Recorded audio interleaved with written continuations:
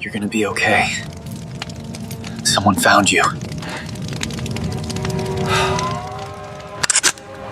The most powerful alpha in Korea was on his knees. Not in surrender. Not in prayer.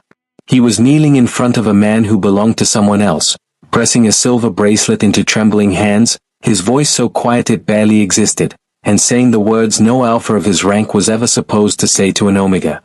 I've been looking for you for 5 years. And I'm not leaving without you. The room was Seo-jin Lee's own boardroom. The man on the receiving end of those words was Jack Heater. Bonded, legally married, standing 2 steps behind his husband like a shadow that had learned to be silent. And the husband, Adam Thomas, was still sitting at the table, watching, his smile going rigid at the edges like something rotting behind glass. Nobody moved. Nobody breathed. Because everyone in that room understood something in the same instant. This was not a business meeting anymore. This was a reckoning 5 years in the making. But to understand why Korea's most feared alpha was kneeling, you have to go back to the night everything started. Back to a warehouse fire in Daejeon that was never supposed to have a survivor. Back to one Omega who ran toward the explosion when every other person ran away. And back to the moment Jack Heater pulled a bleeding, unconscious stranger onto his back, through collapsing steel, through walls of fire, through smoke so thick he navigated by sound alone, and carried him out into the night. He didn't know the man's name. He didn't know the man was the heir to a billion-dollar empire. He didn't know the explosion was a planned assassination, or that the men who ordered it were watching from across the street. All Jack knew was this: someone was going to die if he didn't move. So he moved. He pulled. He carried. He walked through fire with another man's weight on his back and his jaw locked and his eyes forward, exactly like the image burned into Seo-jin's memory even now, 5 years later, every time he closes his eyes. Before the ambulances reached them, Jack slipped off his medical bracelet, silver, engraved with his name on the inside, and pressed it into the stranger's palm. You're going to be okay, he said. Someone found you. Then he disappeared into the crowd. He told himself he'd have done it for anyone. He almost believed it. That stranger woke up in a private hospital 40 hours later with a bracelet in his fist and no memory of a face, only dark, steady eyes. Only the sensation of being carried. Of being chosen, in the dark, by someone who owed him absolutely nothing. Seo-jin Lee rebuilt his empire. Hunted his enemies. Grew colder and more precise with every passing year. And every single day, for 5 years, he searched for the Omega who saved his life. He found him. He just didn't expect to find him like this, standing behind a man like Adam Thomas, eyes trained carefully at the floor, a bruise fading at his wrist. Carrying himself like someone who had learned that taking up space was a privilege he no longer had. The same hands that pulled Seo-jin through fire. Folded. Still. Obedient. Something locked into place behind Seo-jin's eyes, cold and absolute and final.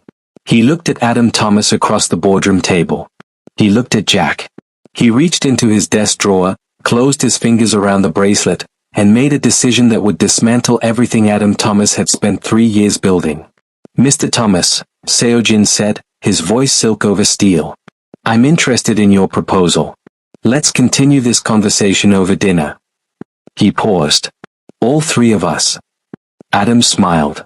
He thought he'd won something. He had no idea he'd just walked his most valuable possession into the hands of the one man on earth willing to burn the world down to return him to himself. This is the story of Jack Heater, an Omega who saved a king and forgot his own worth. And Seo-jin Lee, an alpha who built an empire just to have something worthy of giving back. And the 5 years of fire between them that neither one ever really left. It was supposed to be a routine survey. That was the word Jack used later, in the quiet part of his mind where he still processed things, routine. A late-night site assessment for a commercial development project adjacent to the Daejeon Industrial Quarter. Boring work. Necessary work. The kind of job a 24-year-old junior architect took without complaint because it meant his name stayed on the roster and his supervisor remembered he existed. He had his clipboard. His flashlight. His silver medical bracelet on his left wrist.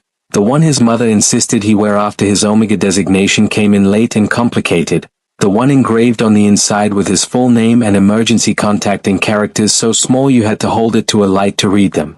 He had all of that. And then the warehouse across the access road detonated like the earth was correcting a mistake. The sound was not a boom. It was a pressure, a physical wall of force that knocked Jack off his feet before the noise even registered, before the orange light bloomed up into the night sky and turned the industrial quarter into something that looked like the end of a world. He hit the ground hard, clipboard skidding away, flashlight spinning into the dark. For 3 full seconds he lay there while his ears rang and his vision strobed and every reasonable instinct he possessed screamed at him to stay down. Around him, people were running. Site workers. A night security guard. 2 men in suits who had been standing near the warehouse gate and were now moving with the kind of practiced speed that had nothing to do with panic. The speed of men who had been waiting for exactly this. Everyone was moving away from the fire. Jack got to his feet. Looked at the burning building. Looked at the people running. And ran toward it. He never made a decision. That was the thing he couldn't explain afterward. In the rare moments he let himself revisit it. There was no moment of heroic resolve, no internal monologue about duty or courage. His body simply oriented itself toward the source of danger the way a compass needle finds north. Automatic, involuntary, idiotic. The side entrance had buckled but not collapsed. Jack shouldered through it with his forearm over his mouth and his eyes streaming from the smoke, and the heat hit him like a living thing, pressing against his skin, filling his lungs, turning every breath into a negotiation. The interior was chaos in slow motion. Burning debris. Collapsed shelving. A section of the upper floor had come down in a diagonal collapse that had, by some geometry of disaster, created a survivable pocket near the northeast wall. That was where he found him. A man. Dark-haired. Dressed in what had been an expensive suit before the fire got to it. Pinned from the waist down under a section of steel crossbeam that had fallen at an angle, one end still resting on a concrete support column, which was the only reason the full weight wasn't lethal. His face was turned to the side, ash-dusted, blood tracking from a gash at his temple. Unconscious. Breathing, barely. Jack didn't know his name. Didn't know his face. Didn't know that the men in suits outside had put him there deliberately. He knew one thing.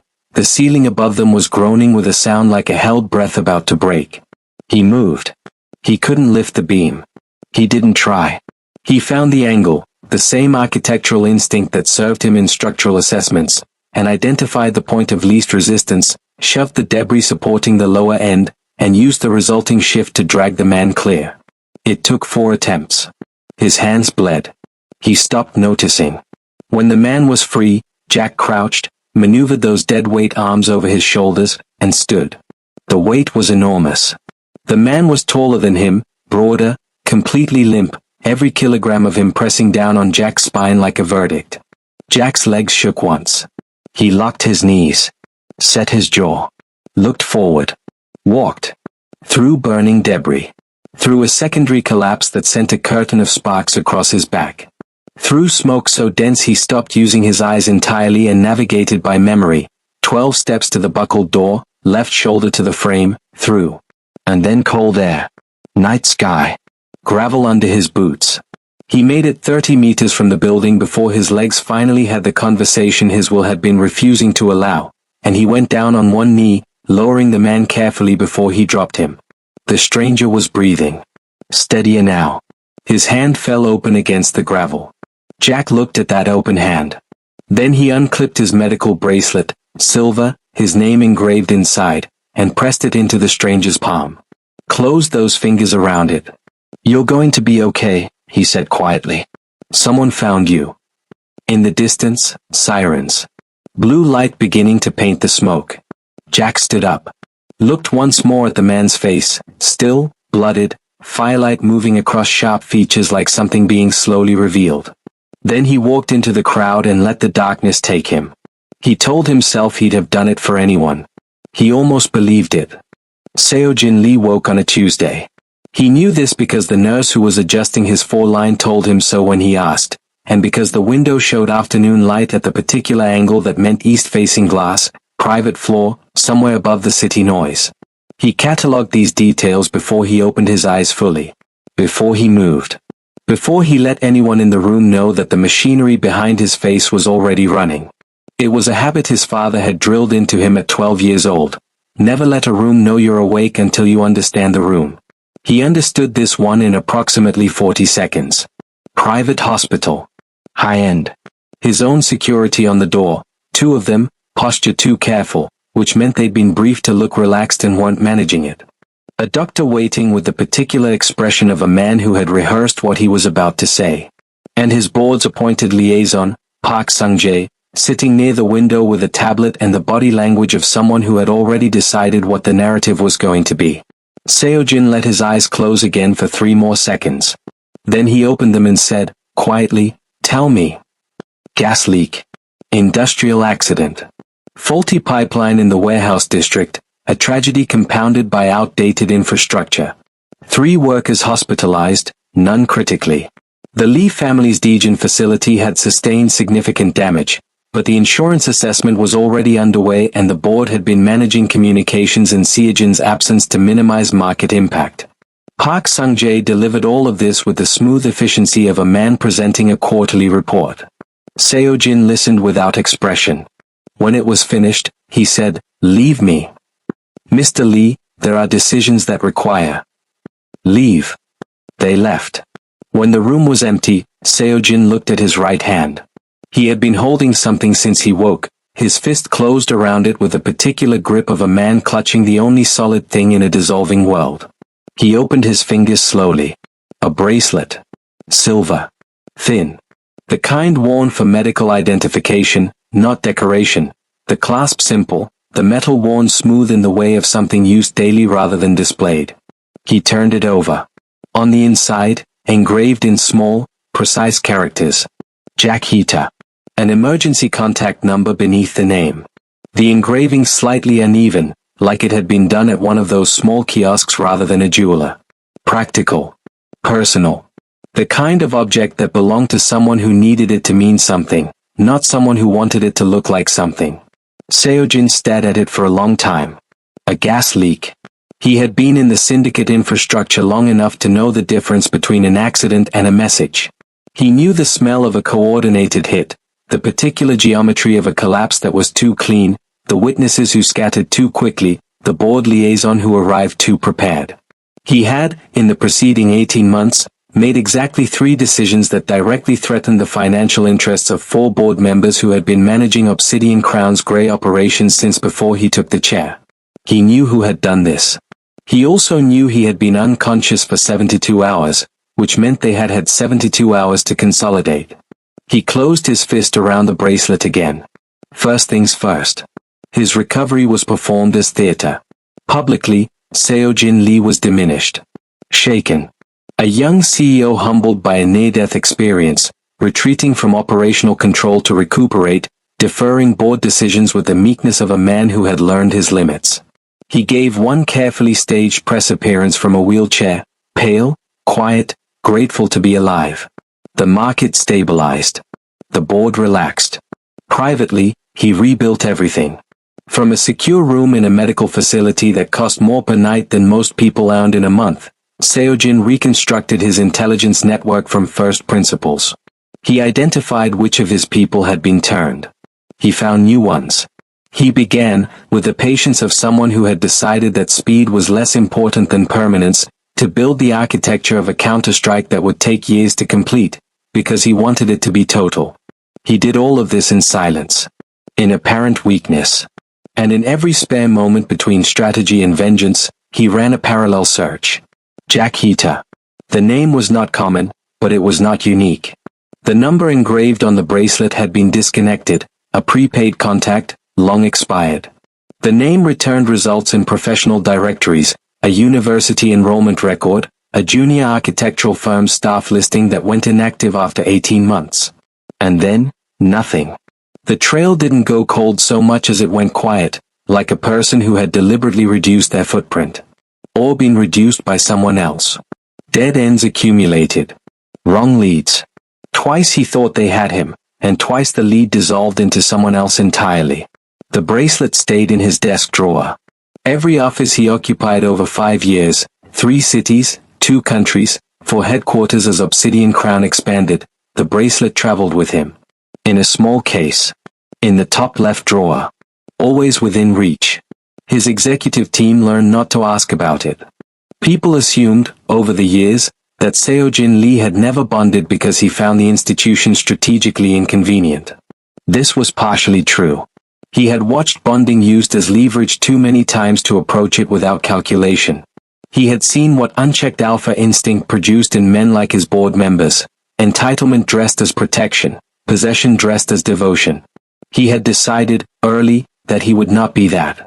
What he had not decided, what he had never needed to decide before a Tuesday morning in a private hospital with a stranger's bracelet in his fist, was what it felt like to owe someone something that had no price.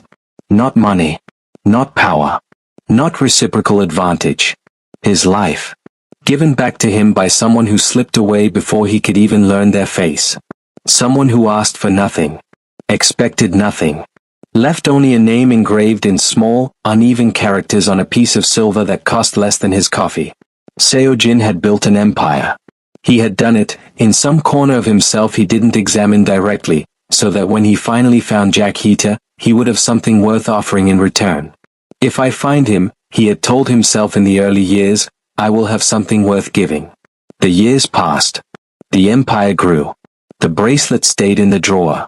And Seojin Lee, the most powerful alpha in Korean corporate history, went home every night to a penthouse that had every possible thing in it, and sat in the silence of a man still waiting for the one thing he couldn't acquire.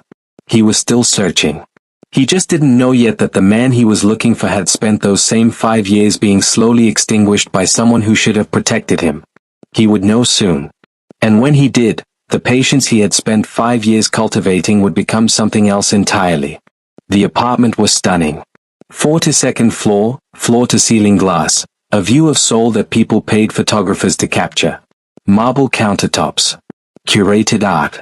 A kitchen that had been designed by someone who understood that the appearance of abundance was its own form of control. Everything perfect, everything selected, everything in its place. Jack stood at the window with his morning coffee and looked out at the city and felt, as he did most mornings, the particular exhaustion of a man who had slept 8 hours and woken up tired. Adam had already left. Early meeting, he'd said, straightening his cuffs in the hallway mirror with the practiced ease of a man who had never once doubted his own reflection. He'd kissed Jack's temple on the way out, proprietorial, brief, the kind of contact that marked rather than connected. The apartment still held the trace of his scent, the way bonded spaces always did. Familiar. Inescapable. Jack drank his coffee and did not think about this. He had married Adam Thomas 28 months ago. On paper, it was a reasonable match. Adam was presentable, professionally established, from a family with the kind of old money that didn't need to announce itself. He had pursued Jack with a consistency that Jack, at the time, had mistaken for devotion. He had been attentive to Jack's omega needs in public, solicitous, protective, the kind of alpha who used words like partnership and equal standing in a world that didn't always offer either to omegas. Jack had been, he understood now, impressively stupid about it. Not naive. Jack had never been naive. But he had been tired. 26 years old, 2 years out of a career stall he hadn't fully recovered from, privately worn down by a world that treated his designation as either a vulnerability to exploit or a commodity to manage. Adam had seemed like solid ground. Solid ground, it turned out, could also be a cage floor. The suppressants were the first thing. Adam had framed it as concern. Jack's omega cycles had always been irregular, always complicated, and Adam's insistence on managing the prescription schedule had the surface texture of care. You forget, babe. You always forget. Let me handle it. And Jack, who did sometimes forget, had let him. He understood now what that permission had cost him. The suppressants Adam managed were correct. He wasn't medicating Jack into something he wasn't, but the schedule was calibrated at the low end of effective. Enough to function. Not enough to feel fully like himself.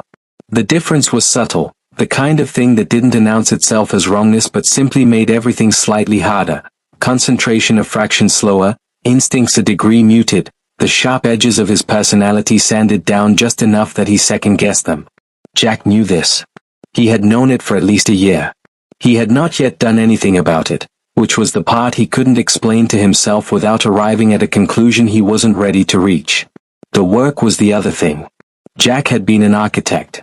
A real one, Not just technically credentialed, but gifted, the kind of designer who understood space as emotional language, who could look at a structural problem and find a solution that was also, somehow, beautiful.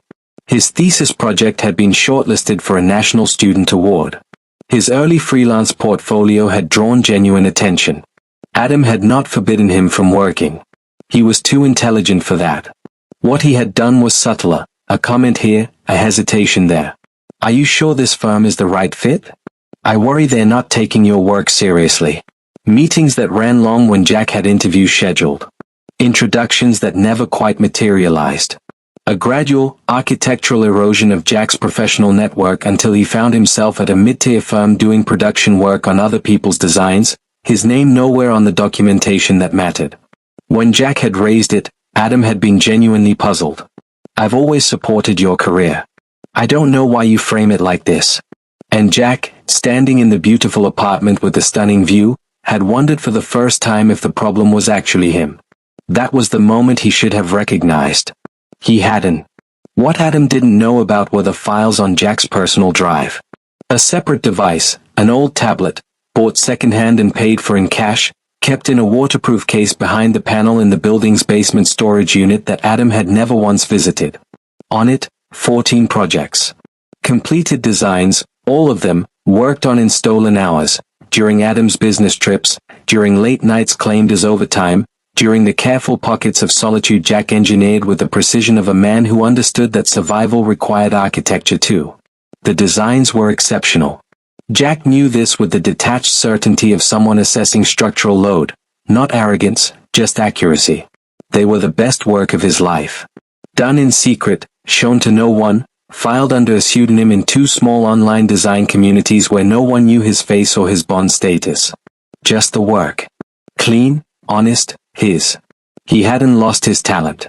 He had learned to hide it, the same way he'd learned to hide everything that mattered, everything Adam's attention would have found a way to diminish. This was what Adam had actually taken from him. Not his ability. Not his eye. Not the part of him that ran toward burning buildings while everyone else ran away. Just his belief that those things were allowed to exist in the light. Jack finished his coffee. Rinsed the cup. Set it precisely in the drying rack. Outside, Seoul blazed under a clear morning sky. He had no idea that 50 floors above a different part of that city, a man had just opened a desk drawer. The private dining floor of Obsidian Crown Group occupied the 51st level of the tower, above the boardrooms, above the executive suites, above everything that could be classified as business. It was used exclusively for meetings that weren't supposed to look like meetings. The kind where the food was exceptional and the power dynamics were decided before anyone sat down. Adam Thomas had dressed for the occasion. New suit, Italian, the kind that communicated old money to people who didn't have it and communicated effort to people who did. He had briefed Jack in the car on the way up, tone, posture, when to smile, when to stay quiet. Jack had looked out the window and said nothing, and Adam had interpreted this as compliance, which was his most consistent mistake. The elevator opened directly into the dining space. Seojin Lee was already there. He was standing at the floor-to-ceiling window when they arrived, his back to the room, looking out at Seoul with the particular stillness of a man who had learned to use silence as a first impression. He turned when he heard them, unhurried, precise, and crossed the room to greet Adam with a handshake and the exact calibration of warmth required to make a man feel significant without actually conferring significance. Mr. Thomas. Thank you for coming. Adam produced his best smile. Mr. Lee. The honor is entirely ours. Seojin's eyes moved to Jack. They stayed there for exactly 1 beat longer than courtesy required. And you are? The question was directed entirely at Jack. Not at Adam. Not at the space between them. At Jack, specifically, with the focused attention of someone who already knew the answer and was watching to see how the introduction was handled. Adam opened his mouth. Jack spoke first. Jack Heater. I'm, a half-second pause, the kind that contained a small war. An architectural designer. Not Adam's spouse. Not my husband's +1. Seojin's expression didn't change. But something behind his eyes did. Mr. Heater. Please, sit. Dinner was conducted with the precision of a performance in which only one person knew the full script. Seo-jin managed Adam with the flawless professionalism of a man who had negotiated with more dangerous people in worse rooms, attentive, measured, asking exactly the right questions about the Thomas development proposal to make Adam believe the deal was progressing. Course by course, Adam expanded. Relaxed. His voice acquired the particular confidence of a man who believes he is the most important person at the table. He was not paying sufficient attention to what was happening at the other end of it. Midway through the second course, Seo-jin reached beside his chair and produced a rolled architectural schematic, building plans, mid-scale commercial development, the kind of document that had no obvious reason to be present at a dinner about a different proposal entirely. He unrolled it beside the table settings with a casualness that was entirely manufactured. "I apologize, I've been looking at this all day and I can't resolve something. Mr. Thomas, you're in development, perhaps you can offer a perspective." Adam leaned forward. Studied it with the expression of a man performing competence. Made two observations that were technically accurate and architecturally meaningless. Seo-jin nodded politely. Then he turned to Jack. "Mr. Hita, you mentioned architectural design. I'd value a second opinion." The table went quiet in the way that rooms go quiet when something shifts beneath the surface. Jack looked at the schematic. His eyes moved across it with the involuntary focus of a person whose professional instincts had just overridden every social instruction about staying small.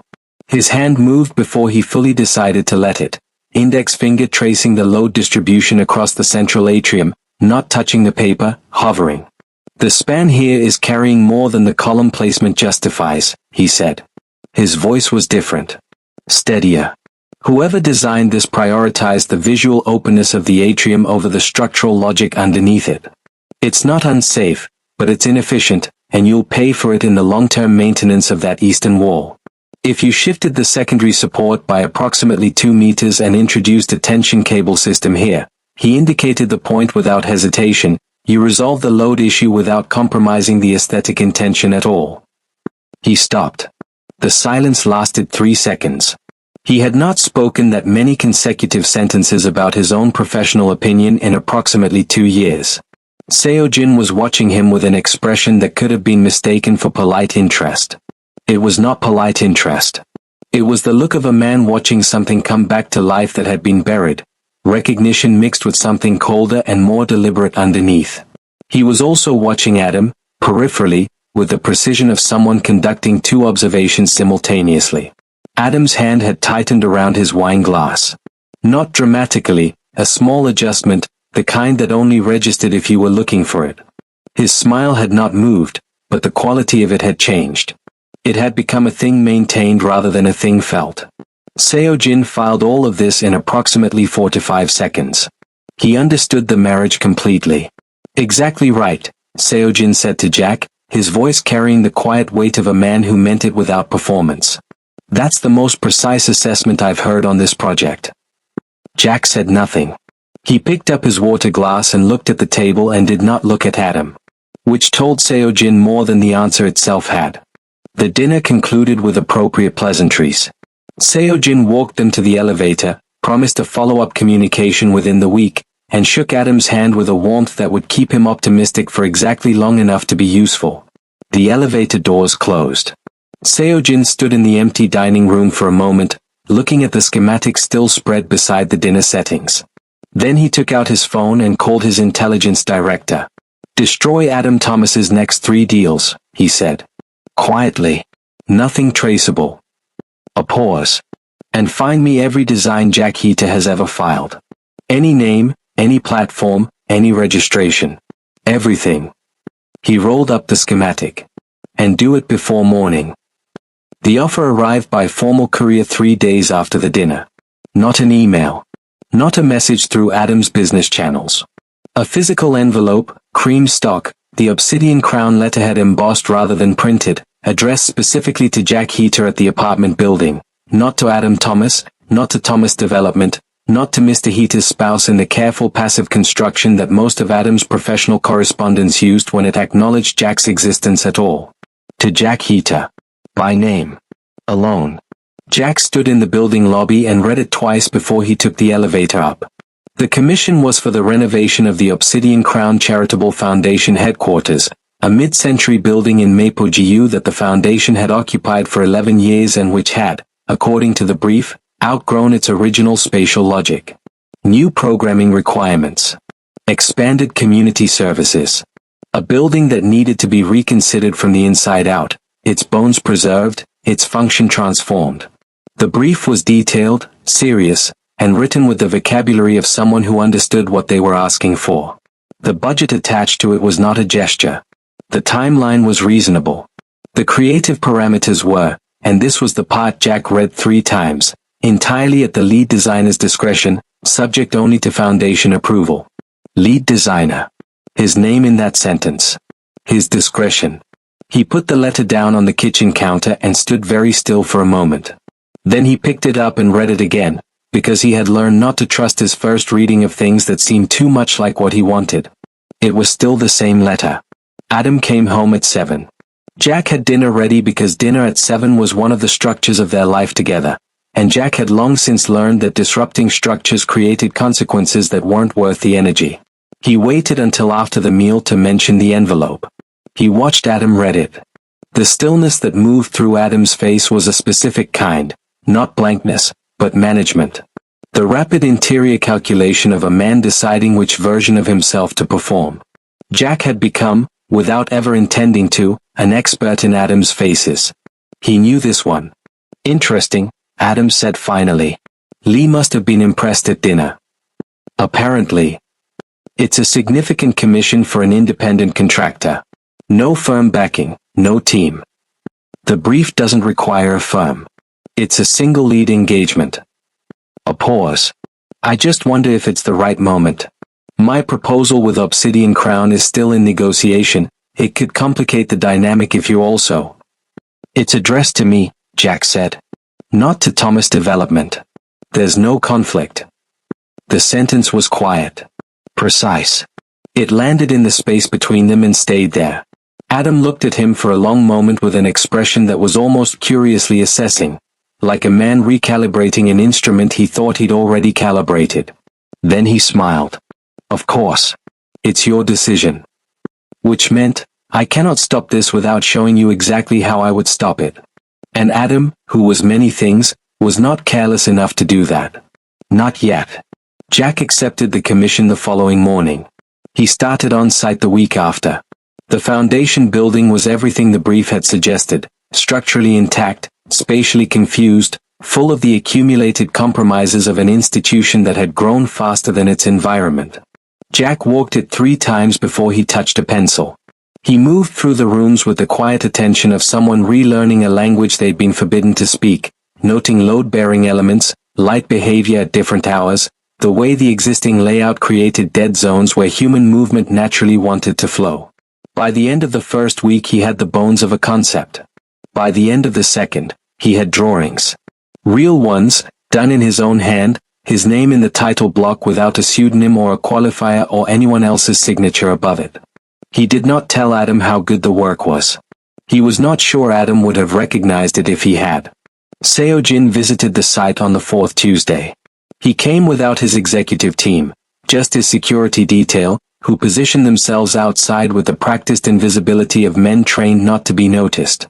He arrived mid-morning, when Jack was on the upper floor working through a problem with the central stairwell reconfiguration, and he stood in the doorway for a moment before Jack registered his presence.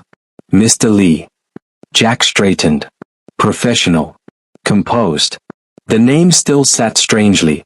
The CEO of Obsidian Crown on a foundation renovation site on a Tuesday morning was not, strictly speaking, normal procedure.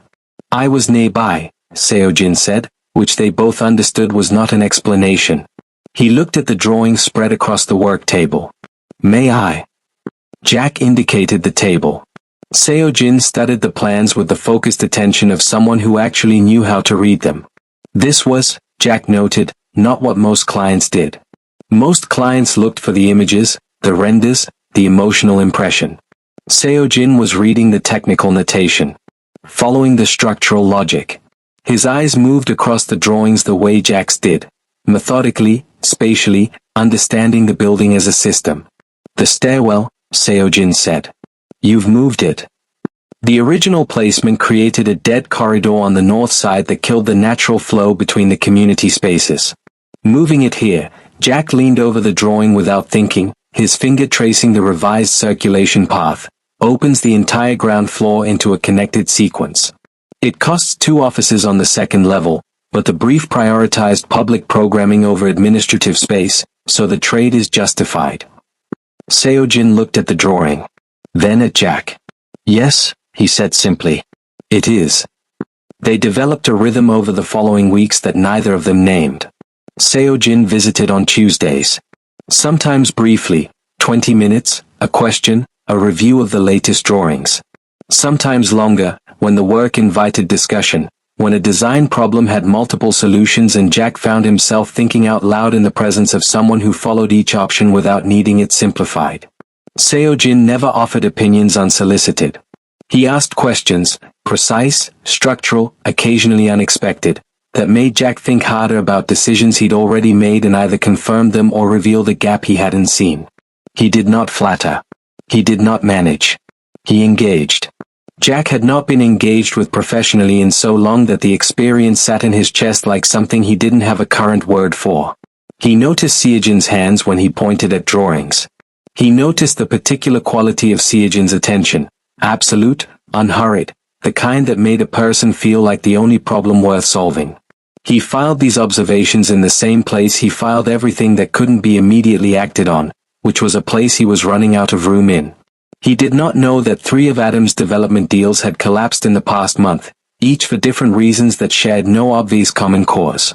He did not know that Seojin's intelligence director had returned a file containing 14 completed designs filed under a pseudonym across 2 online platforms, and that Seojin had read every one of them on a single night and sat afterward in his penthouse in the particular stillness of a man confronting the full weight of what had been hidden and why.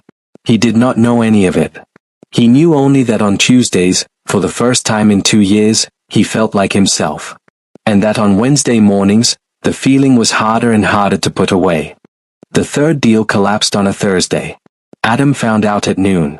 By the time he came home that evening, he had been carrying it for 6 hours. 6 hours of phone calls that went nowhere, of partners suddenly unavailable, of financing that had been solid the previous week developing inexplicable structural problems that no one could quite explain and everyone was very sorry about.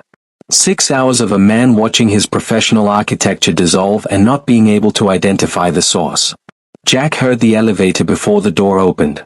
The particular sound of someone who had stopped managing their own weight, footsteps that landed differently, the subtle pressure change of a person filling space with something that hadn't been there that morning. He was at the drafting table he'd set up in the 2nd bedroom, the room Adam called the study and used for storage, which Jack had quietly reclaimed 1 shelf at a time over the past month. Foundation drawings spread across the surface. His good pencils out. His name in the title block. He had just enough time to register the quality of the silence before Adam appeared in the doorway. 3 meetings this week, Adam said.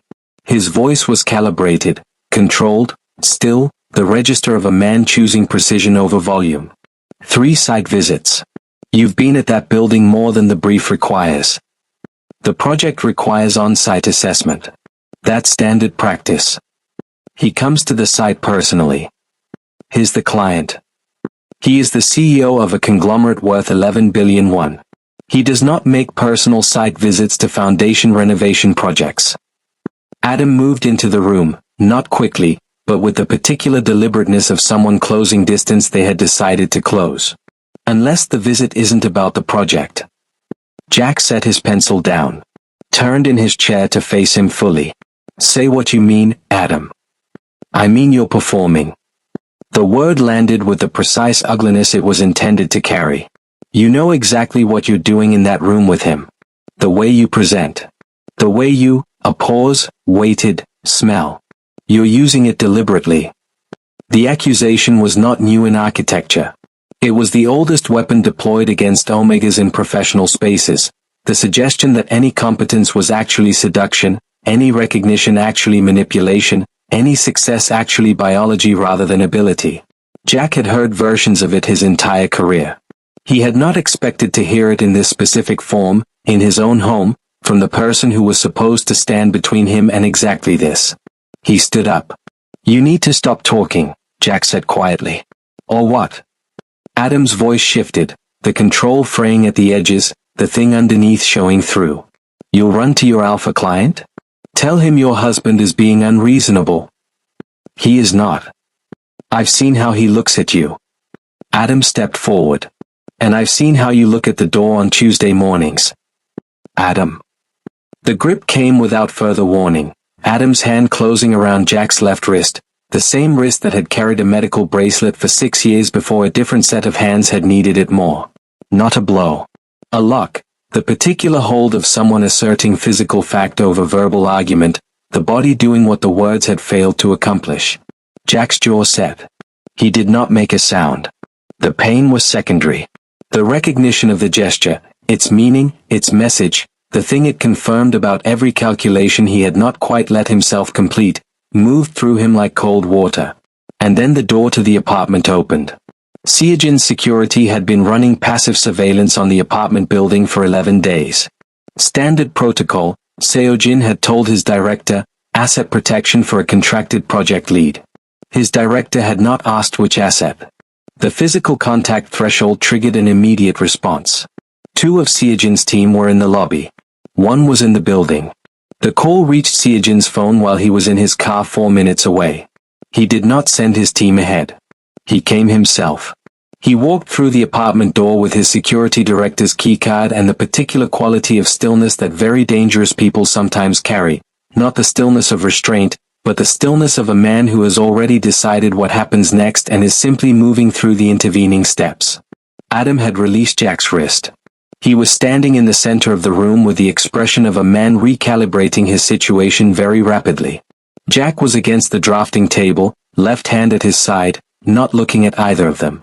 Seojin did not look at Adam. He looked at Jack's wrist. The bruise was already forming, a pressure mark, 4 fingers wide, the shape of a grip applied with intent. On Jack's left wrist. The same wrist. The same location. Something moved through Seojin's face and was gone in under a second. He said to his security director, without looking away from Jack, "Mr. Thomas will be leaving now. Please arrange his transport." Adam opened his mouth. "Now," Seojin said. The single word had no volume and no flexibility whatsoever. Adam left.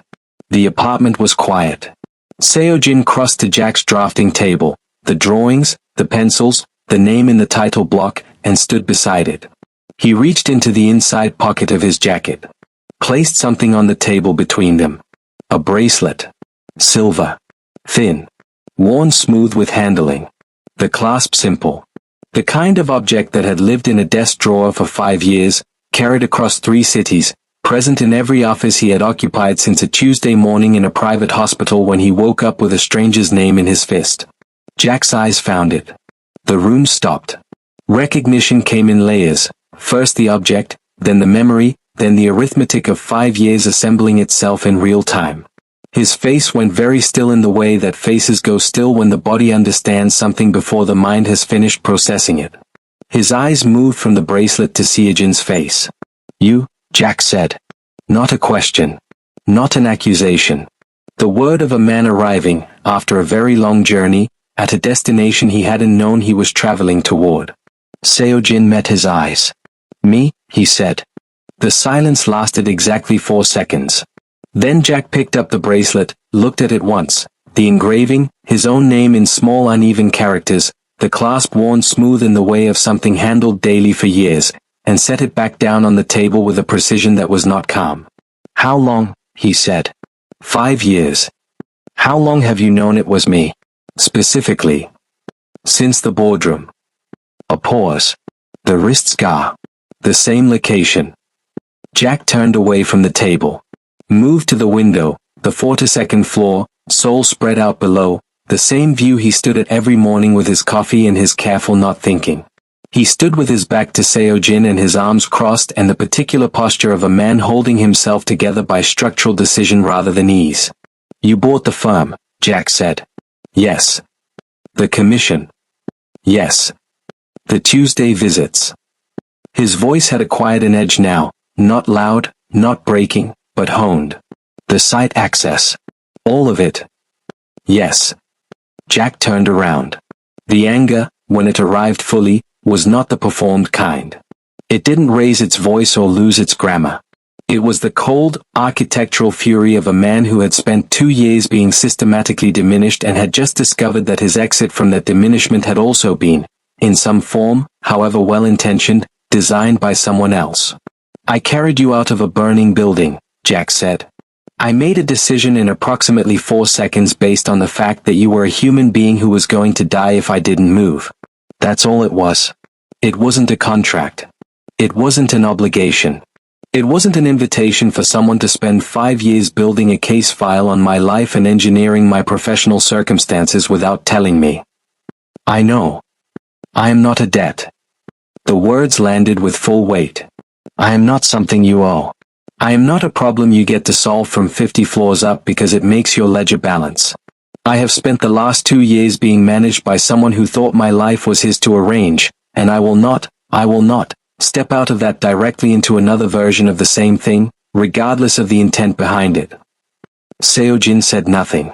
Do you understand what I'm telling you? Yes, Seojin said.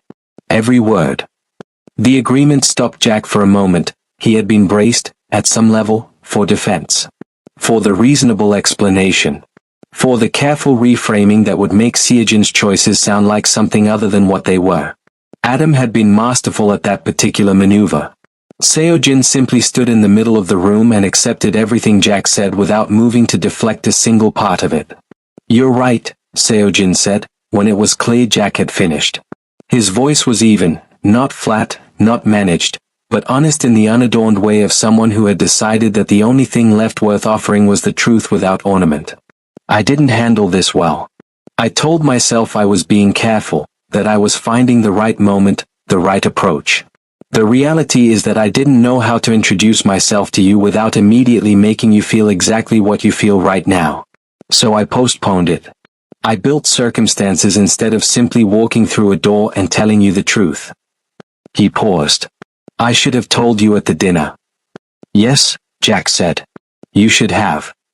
I didn't come to save you, Seojin said. I want to be clear about that. I came because I owed you something I couldn't repay and I needed to find you before I could figure out what that meant. What I found when I got here, a brief pause, the first crack in the evenness, that wasn't what I was looking for. What Adam has done. What's been done to your career, your work, he stopped. Restarted. What you do with that is yours. It has always been yours. I have not once believed otherwise. The room was very quiet. Then what, Jack said carefully, are you offering me? Seojin crossed to the drafting table.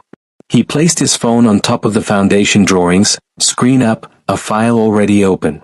Then he stepped back, putting the full width of the table between himself and Jack. Information, he said. That's all. The file was comprehensive. Adam Thomas's financial records going back 4 years, 2 counts of fraudulent misrepresentation to investors, 1 instance of document falsification in a commercial lease agreement, 3 deals structured to redirect losses onto minority partners. Parallel documentation of the suppressant management, prescription records, pharmacy logs, a timeline that cross-referenced Adam's travel schedule against the dates Jack's prescription had been filled at the low-end dosage. Medical correspondence. A log of reported incidents compiled from building security footage over 14 months, showing a pattern of physical intimidation that stopped just short of what the law found easy to act on. Seojin's lawyers had compiled it. Every document was legitimate, legally obtained, evidentiary in quality. None of it told Jack anything he hadn't already known. All of it told it in a language that a courtroom would understand.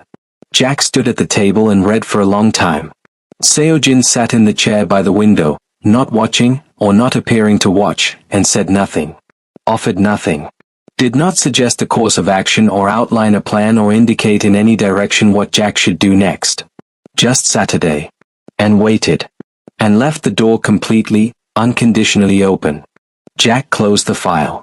He stood with his hand flat on the table, on top of his own drawings, his name in the title block underneath his palm. I'll need a lawyer, he said. My firm will make a referral. The attorney would be yours, retained independently, reporting only to you. I'll be signing my own name to everything. I would expect nothing else." Jack looked at him for a long moment, the full, assessing look of someone deciding whether the architecture of a thing will actually hold the weight being placed on it. Then he picked up the file. Not Seojin's file. His evidence. His case. The documentation of his own life that he was going to walk into a lawyer's office and build into a door, and open himself, with his own hands, and walk through under his own power. He picked it up and held it with the steadiness of a man who had, 5 years ago, carried something much heavier through fire. "I'll be in touch about the foundation drawings," Jack said. "The project timeline hasn't changed." Seojin stood. Understood. He picked up his phone from the table. Paused at the bracelet, still lying between the drawings. He left it there. Jack didn't tell him to take it. 3 weeks later, Jack Hita walked out of his marriage with a legal filing, a signed separation agreement, and his name on every document. He had compiled the case himself. He had instructed the lawyers himself. He had sat across from Adam Thomas in a mediator's office and delivered the evidence with the same focused precision he used to assess structural load. Methodical, accurate, completely without performance. Adam had tried 3 different versions of the reasonable explanation. Jack had listened to all of them with the patience of a man who no longer needed to argue with a burning building. He simply presented the documents. Let them speak in the language Adam understood. And walked out into the sole afternoon under his own name, in his own body, at his own suppressant dosage for the first time in 28 months, the sharp edges of himself returning slowly, like feeling coming back into a limb that had been held at the wrong angle for too long. He did not call Seojin. He went to the foundation building, let himself in with his site key, and stood in the half-renovated atrium where the light came through at the angle he'd planned for, the one that would make the whole ground floor feel like it was breathing. He stood there for a long time. Then he sat down at his work table, picked up his pencil, and got back to work. The leak dropped on a Monday morning. Not through a journalist, that would have been too traceable. Through a financial commentary platform with a reputation for well-sourced corporate intelligence, the kind of outlet that powerful people used when they wanted information to move without fingerprints. The piece was careful, legally buffered, and precise in the way of something written by someone who knew exactly where the lines were and had measured their words to land just inside them. The headline, Obsidian Crown CEO's Personal Intervention in Domestic Dispute Raises Questions of Resource Misuse. The substance, Seojin Lee had deployed company intelligence assets to surveil a private individual. Had used corporate legal resources to support an Omega in a bonding dispute. Had commissioned a charitable foundation renovation through a contractor with whom he had a personal connection undisclosed at time of engagement. Had, the piece implied with the careful grammar of plausible deniability, allowed a personal obsession to compromise the operational integrity of a publicly accountable organization. Every fact in it was technically accurate. The framing was a weapon. Seojin read it at 6:15 in the morning, standing in his kitchen with his coffee, and understood immediately what it was and who had produced it. The board members who had ordered the Daejeon fire had spent 5 years watching him rebuild and waiting for a pressure point. They had just found one, or believed they had. He called his communications director at 6:17. No response today. Let it move. Sir, the market is all ready. Let it move, he said again. I'll be in the office at 8. He set down his phone and finished his coffee. In the 5 years since Daejeon, he had rebuilt Obsidian Crown on a foundation specifically designed for a moment like this. Every resource deployment had been documented with legal authorization. The Foundation Commission had been processed through a legitimate tender process, abbreviated, but procedurally sound. The intelligence assets used to document Adam Thomas's crimes had been handed to law enforcement through proper channels with full disclosure of their origin. The board had struck early. They had not struck carefully. Seojin had been waiting for them to move for 5 years. He was ready. What he had not calculated, what genuinely sat outside his prepared response architecture, was Jack. Jack saw the piece at 7:45. He was at the foundation building, already on site, coffee in one hand and site notes in the other, when his phone began moving with messages from professional contacts he hadn't heard from in months, people whose sudden reappearance told him, before he'd read a word, that something had shifted in the atmosphere around his name. He read the piece standing in the atrium, in the light he had planned for. Surrounded by walls that were, at this point, more his than anyone else's, every spatial decision in this building bearing the mark of his thinking, his hand, his professional judgment over 4 months of serious work. He read it twice. Carefully. The same way he read structural documents, looking for the load-bearing elements, the points of actual stress, the places where the thing would fail if challenged correctly. Then he called his attorney. "I want to make a statement," he said. "Today. Can you have the legal parameters to me within the hour?" A pause on the other end. "Jack, you don't have to." "I know I don't have to," Jack said. "I want to." "Parameters, please. Within the hour." The statement went out at noon through Jack's own professional registration, not through Obsidian Crown's communications, not through any channel that could be traced to Seagen's infrastructure. His attorney reviewed it. Jack wrote every word himself. It was not defensive. It did not explain or apologize or soften. It was the precise, professional account of an architectural designer who had been engaged through a legitimate commission process, had completed work of documented quality, and was in the process of making that work public through a scheduled foundation presentation that had been on the calendar for 6 weeks. It named the project. It named his qualifications. It attached a compressed portfolio of the foundation designs, not renders, not mood boards, but the full technical documentation. Structural drawings. Spatial analyses. Material specifications. The complete professional record of 4 months of exceptional work, signed with his name, filed with the relevant professional bodies, timestamped and irrefutable. The work speaks for itself, the final line read. "I am content to let it." The foundation presentation had been scheduled for the following Thursday. The board's legal team filed a challenge to the commission's validity on Tuesday, undue influence, undisclosed personal relationship between contractor and client, procedural irregularity in the tender process. The challenge required a response hearing. The hearing was scheduled for Wednesday morning. Jack attended it himself. He sat at the respondent's table with his attorney and his documentation and the particular composure of a man who had been carrying his own case for long enough that the weight of it had become familiar. The board's representatives were senior, expensive, and prepared for a contractor who would be rattled by the institutional pressure of a formal challenge. Jack was not rattled. He had walked through a burning building at 24 years old and carried a man twice his professional weight out on his back. A challenge hearing conducted in a climate-controlled room by men in expensive suits did not constitute equivalent pressure. He presented his documentation for 40 minutes. Answered every procedural question with the accuracy of someone who had anticipated each one. When the board's representative suggested that the commission relationship had been personally motivated rather than professionally assessed, Jack opened his portfolio to the structural drawings and asked the representative, directly, to identify a single technical deficiency in the work. The representative could not. The challenge was dismissed before noon. Seojin was in the back of the hearing room. Not at the table, he had no standing in this particular proceeding, and more importantly, he understood that his presence at the table would have reframed the entire event as something Jack needed backing for. He sat in the observer section, to the side, mostly obscured by the room's configuration. He watched Jack present. He had read the foundation designs the night the portfolio went public, had sat at his desk at 11 in the evening and gone through every drawing with the full attention they deserved, and had understood, with the clarity of someone who had spent 5 years holding a bracelet engraved with this man's name, that the work was extraordinary. Not promising. Not impressive for the circumstances.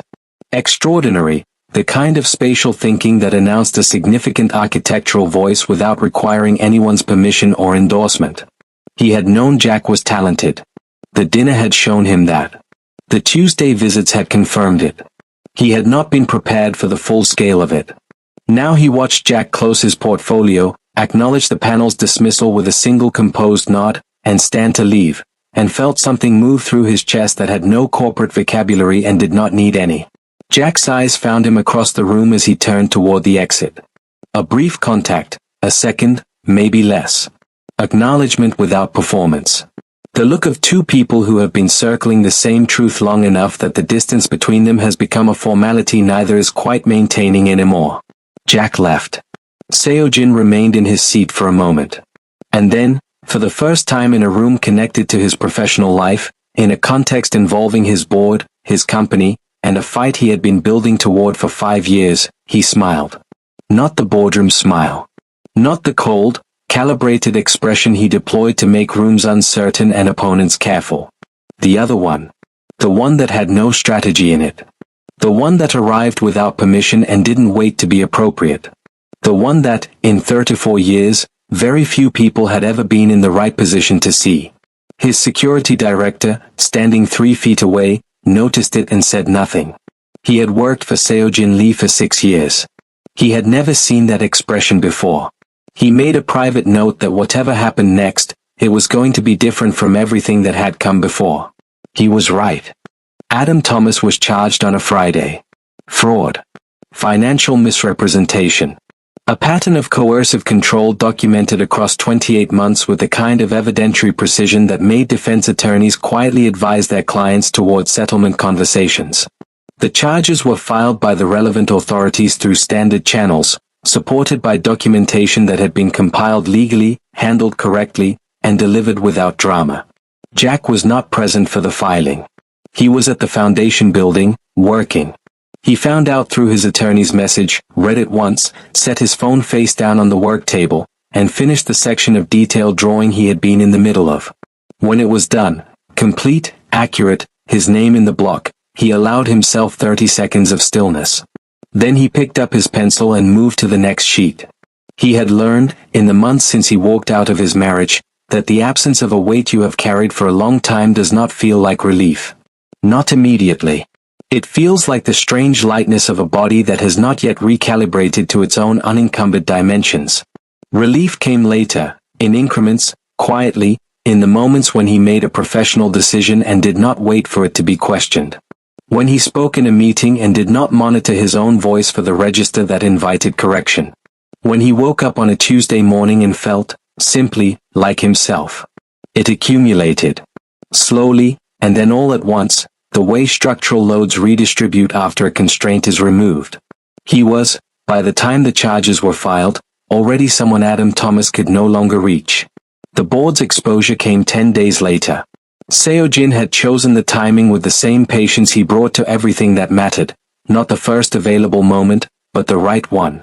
The challenge hearing had forced the board's hand publicly.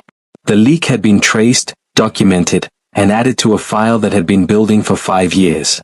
The members who had arranged the Daejeon warehouse explosion, 3 of them, senior, insulated by layers of corporate structure that had taken Seo-jin the better part of a decade to methodically dismantle, were named in a criminal referral filed simultaneously with regulatory complaints in 2 jurisdictions. The intelligence that supported it was Seo-jin's. The 5 years of covert reconstruction, the shadow network built from a hospital bed, the empire grown partly as cover and partly as instrument, all of it had been moving toward this specific point. The fire had never been resolved. Seo-jin had never intended to resolve it publicly until he could do so completely. The story moved through the financial press like a structural collapse, first the sound, then the dust, then the full accounting of what had fallen. Obsidian Crown stock dropped 14% in the first hour and recovered by end of day when the full scope of Seo-jin's prepared restructuring plan became clear. New board composition. Governance reforms. A formal separation of the foundation's operations from the corporate structure, endowed with independent funding and a 10-year mandate. The Grey Empire, methodically and publicly, was becoming something else. Seo-jin held a press conference that lasted 22 minutes. He answered every question directly. He did not perform humility or theater.